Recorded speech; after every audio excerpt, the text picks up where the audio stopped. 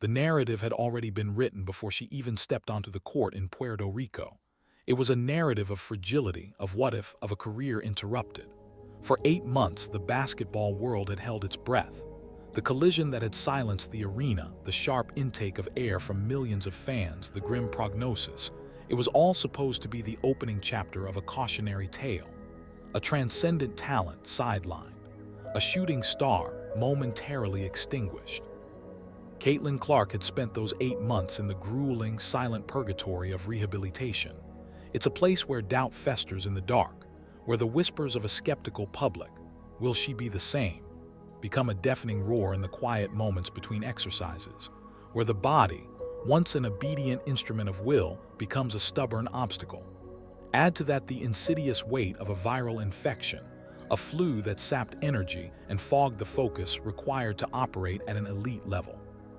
The stage was set for a tentative return, a cautious reintroduction to the game she once commanded. Instead, what transpired in Puerto Rico was not a comeback. It was a hostile takeover. This wasn't merely a player returning to form. It was a player redefining the very parameters of possibility. It was a masterclass in controlled defiance, played out on an international stage against the backdrop of curious coaching decisions and a supporting cast of the world's best. This is the story of how Caitlyn Clark, facing the most improbable set of circumstances, physical, physiological, and tactical, orchestrated the most dominant statistical tournament of her career, and in the process, became the youngest, most valuable player in the history of the FIVA Qualifying Tournament. It's a story that forces us to confront a singular, uncomfortable truth for her opponents. You cannot keep a player like Caitlyn Clark off the floor, and you certainly cannot keep her down. The final scoreline, a comfortable 84-70 victory over Spain, is a lie. It's a clean, neat number that sanitizes the chaos and tension of the preceding 40 minutes. For a significant portion of that game, Spain wasn't just competing, they were dictating. They were the architects of Team USA's discomfort. Spain arrived with a meticulously crafted game plan, one that exposed the seams in a still-gelling American squad. They understood that while Team USA possessed superior individual talent, they were vulnerable to a cohesive, disciplined system. Spain's young core, a vanguard of European basketball's bright future, played with a fearlessness that bordered on irreverence. They pushed the pace, not with the frantic energy of an underdog, but with the calculated aggression of a contender. Awafam, a name that will soon be a fixture in WNBA draft conversations, was a force of nature in the paint. Her footwork was precise, her positioning immaculate, and her finishing touch was unyielding. She wasn't just holding her own against the American frontcourt, she was outplaying them. Then there was Iana Martin, a 20-year-old maestro with the ball in her hands. Her court vision was advanced beyond her years, threading passes through narrow windows that most players couldn't even see. Defensively, she was a pest, hounding ball handlers, disrupting passing lanes, and forcing Team USA's starting unit into rushed, uncomfortable decisions. The first quarter was a back-and-forth battle, a heavyweight sparring session where both lands connected. Spain's young core was landing body blows, and the American response was sporadic, lacking the sustained firepower needed to create separation. The score was knotted. The momentum was shifting. And on the American bench, a hoodie-clad figure sat watching, her fingers tracing patterns on her knees, her mind 1,000 miles ahead of the play on the court. Caitlyn Clark was, once again, not in the starting lineup. It was the 4th time in 5 games. The decision, repeated throughout the tournament, had become a point of fervent discussion. The official reasoning, rooted in a desire for balanced rotations and a deep, egalitarian roster, felt increasingly dissonant with the on-court reality. The starting unit, for all its talent, looked slow. The offensive sets were stagnant. The ball movement was sticky, dying on the hardwood as players hesitated, over-dribbled, or settled for contested looks. Spain's soft box-and-one and shifting zone defenses were a maze the American starters couldn't navigate. They played in mud, their movements labored, their decisions a split second too late. The cohesive, fluid machine of USA basketball was sputtering, and the most efficient engine on the roster was idling on the bench. Then the shift. The substitution was made, and the geometry of the game fundamentally altered. The moment Clark checked in, the court seemed to expand. The invisible lines of pressure that Spain had so effectively drawn tightened around the American offense suddenly snapped. The pace didn't just quicken, it underwent a phase change. Where the starting unit saw pressure, Clark saw an opportunity. Spain's blitz defense, designed to trap and force turnovers, became a weapon in her hands. She absorbed the initial contact, her body a fulcrum, and with a single, whip-like pass, she turned their aggression into a fast break the other way. She read the defense not as it was set, but as it was asterisk about to be, delivering the ball to spaces before they even existed, finding kick-out passes to shooters spotting up, or hitting cutters on the move. And then there was the range. Clark's threat level isn't measured from the three-point line. It's measured from the moment she crosses half-court. She pulled up from what broadcasters euphemistically call logo range, a shot that is a low-percentage heave for 99.9% of basketball players, but for her is simply a read. When a defender is forced to guard you 28 feet from the basket, the entire defensive structure distorts. The paint opens up, passing lanes widen. The center is pulled away from the rim. It's a domino effect of defensive collapse, all triggered by one player's mere presence. Every meaningful scoring run team USA mounted in that game happened with Clark on the floor. It wasn't a coincidence. It was causation. She took a game that was teetering on the edge of an upset and methodically, possession by possession, wrestled it back under American control. Spain was good, very good. The fact that Clark made their best efforts look manageable is a testament not to Spain's weakness, but to the sheer, overwhelming force of her basketball intelligence. The Spain game was a microcosm, but the tournament-long statistical profile of Caitlyn Clark is where the story becomes genuinely absurd. It presents a paradox that defies conventional basketball logic. Consider this singular, impossible fact. Caitlyn Clark started on the bench in 4 out of 5 games, and yet, she led the entire Team USA roster in total minutes played. Let that sink in. The coaching staff made a conscious decision to not have her on the court for the opening tip in 80% of their games, but by the time the final buzzer sounded, they had left her on the floor more than anyone else. It's a decision-making dichotomy that screams of internal conflict. It suggests a philosophical tug-of-war, a desire to manage minutes and roles, battling against the undeniable, gravity-defying reality of her impact. The player they were most hesitant to start was, unequivocally, the player they could least afford to take off the floor. This statistical heresy extends far beyond just minutes. She averaged 6.4 assists per game. In a FIVA Qualifying Tournament, against elite international defenses specifically drilled to take away passing lanes and force half-court offense, averaging over 6 dimes a game is a staggering feat. It requires not only vision, but a level of anticipatory passing that operates on a different plane. These weren't simple, routine passes.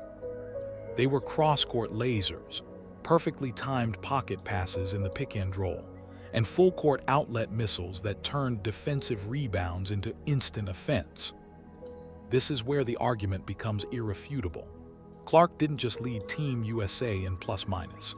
She led the asterisk entire tournament. Every player from every nation.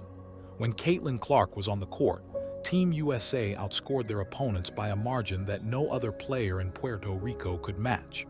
Plus-minus is a noisy, contextual stat, but over a 5-game sample, against varying lineups and opponents, such a dominant lead is a clear signal. It tells you that the scoreboard moved inexorably in America's favor whenever she was in the game. Her player efficiency rating, PER, told the same story. She was the most productive player in the entire field, not just on her team. She led Team USA in two-point field goal The air in the percentage, gym felt different. demonstrating an It underrated wasn't just the ability to scoreboard, finish in the paint, which glowed often with a through lopsided contact. 101 More to tellingly, 46 she led the final, team in signaling free a throws 5. made and attempted. This is the hallmark of an aggressive, attacking player. It's not someone content to hoist threes from the perimeter. It's a player who hunts advantages, who puts her head down and forces the defense to make a choice. Let her score or foul her. Getting to the line consistently is a form of psychological warfare, and Clark was winning that battle all tournament long. So we are left with a statistical portrait of a player who is, by every measurable metric, the most impactful player on her team and in the entire competition. She plays the most minutes. She creates the most shots for others. She is the most efficient. She single-handedly swings the point differential more than anyone else. And she was on the bench for the opening tip of 4 out of 5 games. The data and the decision-making were pointing in completely opposite directions. The tension is impossible to ignore, and the numbers make a purely strategic justification for the benching impossible to defend. It wasn't about easing her back from injury. She played the most minutes. It wasn't about matchup problems. Her plus-minus was off the charts.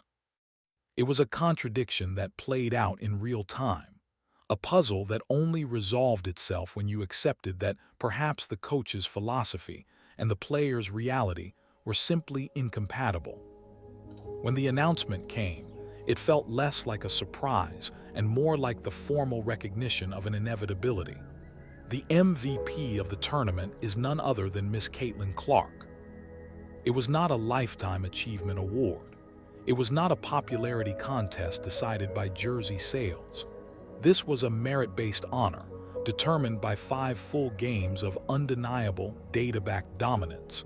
She finished the tournament averaging 11.6 points and a tournament-leading 6.4 assists per game.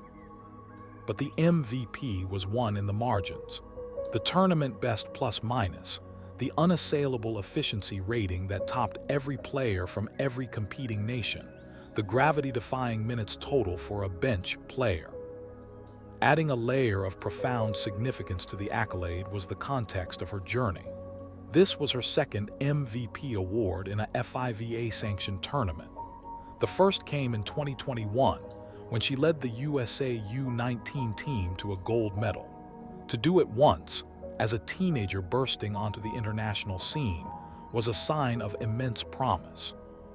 To do it again, 4 years later, after navigating the pressure cooker of college stardom, a major injury layoff, a debilitating illness, and a coaching situation that seemed designed to minimize her role, is something else entirely. It's a testament to an unyielding competitive core, a level of resilience that transcends physical talent. The simultaneous selection to the tournament's All-Star 5 was the final, definitive exclamation point. This isn't a fan vote. It's a selection made by a panel of experts, coaches, and journalists whose entire professional lives are dedicated to evaluating the nuances of international basketball. Their job is to cut through the hype and identify the players who genuinely moved the needle. And they landed in the exact same place the raw numbers did. They saw what the plus-minus screamed. Clark was the most impactful player on the floor, game in and game out. The youngest ever part of the MVP title is more than a trivia fact. It's a window into the future. It signifies that her trajectory is still pointed steeply upward. She is accomplishing these feats at an age where most players are still trying to find their footing at the professional level. The implication for the Indiana Fever and future Team USA squads is terrifyingly exciting. This is not her final form.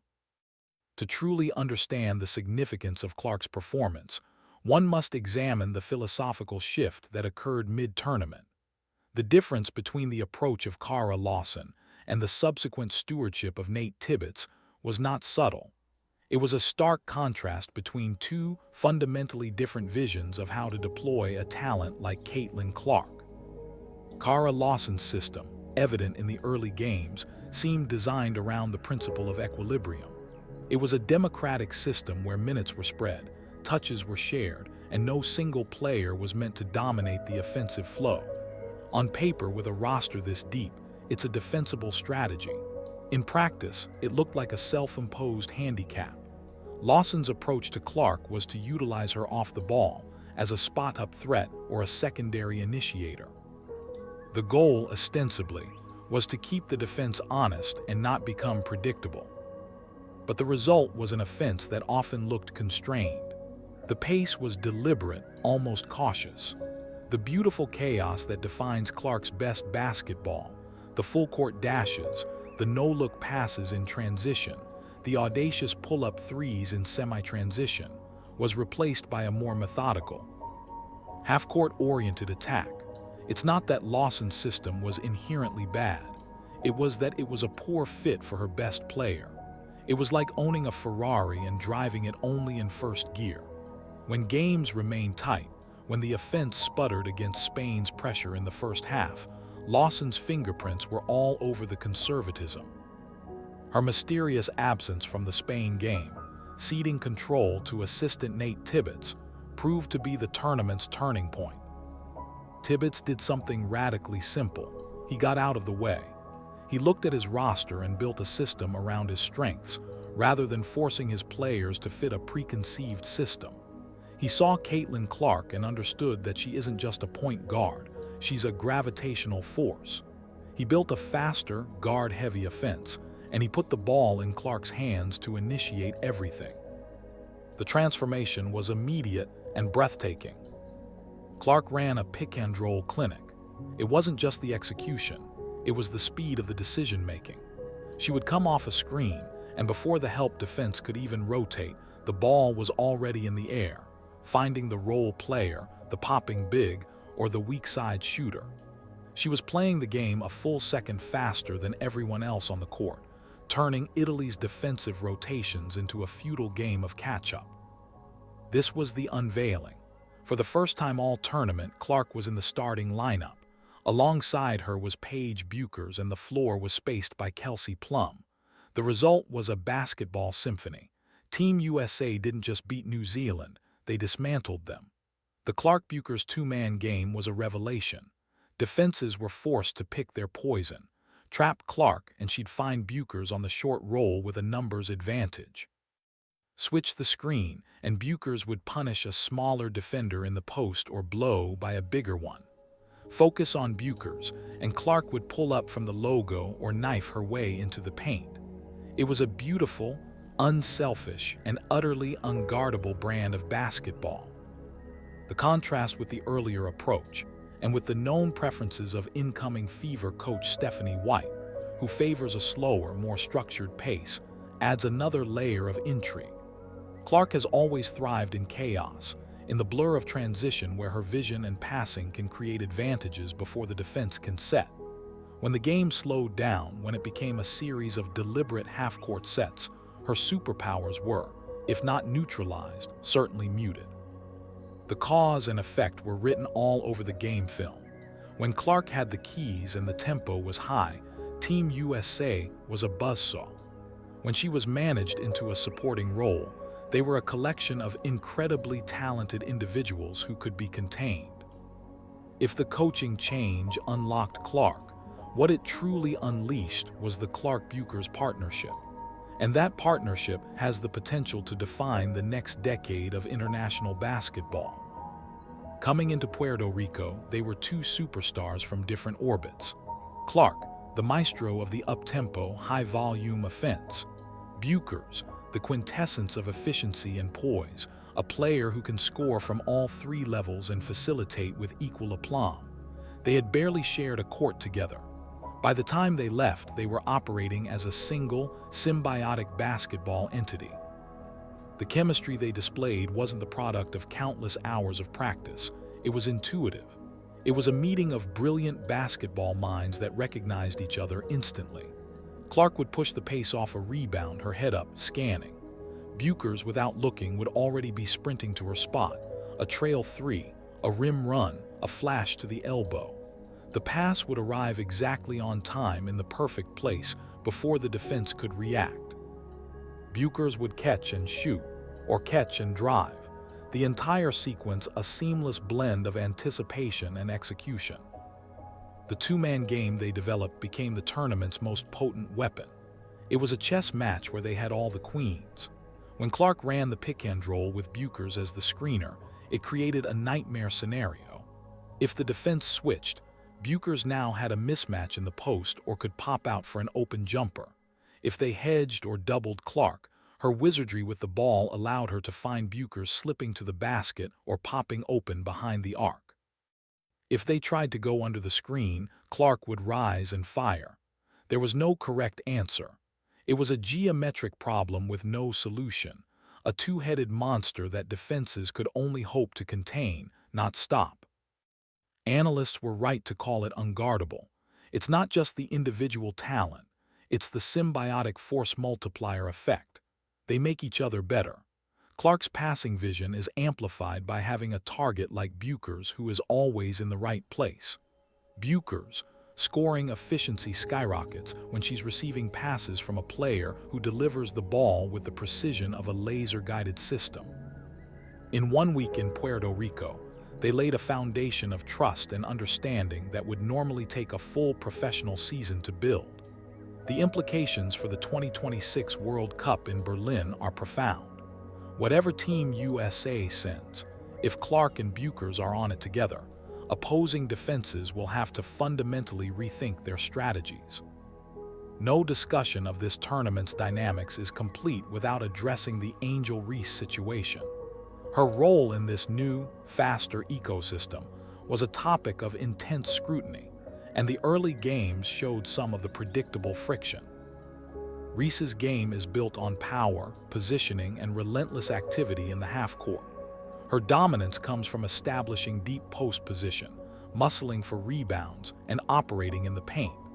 The guard-heavy, transition-focused offense that Tibbitz implemented, with the ball primarily in the hands of Clark and Bueckers, threatened to marginalize those strengths. In the early games, you could see the offense searching for equilibrium. Possessions would sometimes stall as the team tried to force-feed the post, or Reese would find herself trailing the play as Clark pushed the ball in transition. However, as the tournament progressed, a functional and highly effective role for Reese emerged organically. The key was recognizing that her elite skill, rebounding, is the perfect engine for a fast-break offense. Reese is one of the best offensive and defensive rebounders in the game. In Tibbitz's system, she became less of a primary scoring option and more of a critical facilitator of the break. She would snatch a defensive rebound, immediately outlet the ball to a streaking Clark or Bueckers, and then sprint the floor as a rim runner. This turned her into a constant lob threat and a cleanup option on the offensive glass. By the time the Spain game rolled around, this dynamic had solidified. The early tension had settled into a productive symbiosis. Reese understood her job, own the glass, outlet to the guards, and then use her athleticism to put pressure on the rim in transition. The system didn't just unlock Clark, it forced a redefinition of roles that ultimately benefited the entire team. It proved that even a player with a well-established, half-court dominant skill set could find immense value within a faster, guard-oriented scheme when the pieces are properly aligned. So what did we actually learn in Puerto Rico? We learned that Caitlyn Clark's ceiling is not a fixed point but an ever-expanding horizon. We learned that she can overcome not just physical adversity but tactical adversity.